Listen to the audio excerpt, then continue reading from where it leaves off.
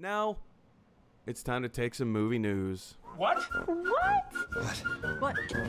What? What? And that's right, it is now time to take a little bit of movie news. Today we're going to talk about pretty much all things DC Comics, DC Entertainment, DC movies, the DCEU. There's a lot of stuff. I mean, DC Fandome is coming out this weekend. In preparation for that, I don't know if you've seen, but yesterday, the director of the new The Batman movie, Matt Reeves, has revealed the first look logo, as well as the teaser poster in preparation for DC Fandome. I'm pretty excited for this. Here it is. Here's the logo for The Batman. It's pretty rad. It's pretty rad. I mean, it's basic. It's pretty basic, but it looks dirty. It looks like this was slapped together with a marker, but like in a good way. It's a straight up logo. We know what the Batman is. We know what he looks like. This is the brand new logo. Tim, let me throw it over to you, sir. This is the first time that you're seeing the logo for the Batman. What are your thoughts? How does it strike you? I really like it. It's gritty, It's it kind of reminds me. It feels like a really natural bridge between the animated Batman content and the obviously the live action Batman content. I really like it, and we've designed a couple of show logos together. Whether it was over like the course of 3 minutes before show or Wizard music. I think was our improv team. Yeah, we had Wizard music, yep. And then we had just recently we designed that, or you designed that logo for Tuesdays with Maury, except it's on Saturdays with Tim Mahoney and Friends, the show featuring Friends. You know me, I'm a sucker whenever it comes to those like really long, like unnecessarily long titles. I think they're great and just lovely. Everything about it, I think is great. So while The Batman is not an extraordinarily long title, I do like the grittiness of the logo quite a bit. It's cool. It's really cool.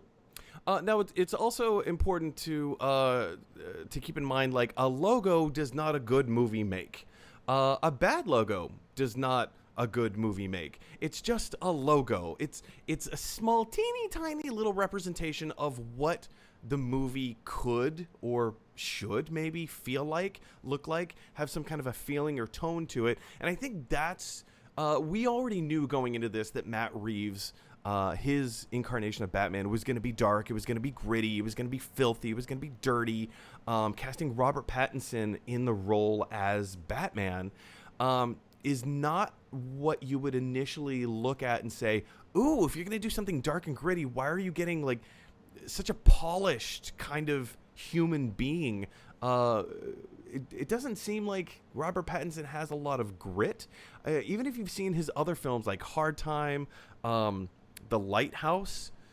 The Lighthouse was Did you ever see The Lighthouse, Tim? So that's one of those movies that has been at the top of my list for months actually, and I feel like I've seen it because I've watched the trailer so many times, and I've mentally prepared myself to watch it. It looks wonderful, but I do like Robert Pattinson. I think he's a good actor. I think that I really am excited to see what choices he makes in this role. Yeah, he's had to eat a lot of crow over the years. When compared against his paycheck movies. That's what I refer to the Twilight movies as. They're his paycheck movies. He didn't do it because he liked it. Right? But bring it my way. Yes, please. Okay, why not? Hello, residuals. But yeah, no, he has definitely refined his acting talent and ability. There was a really cool film that he did maybe like 4 years ago. What's the name of it? He played a really small part. It was the raising of a child dictator, the childhood of a dictator, something along those lines.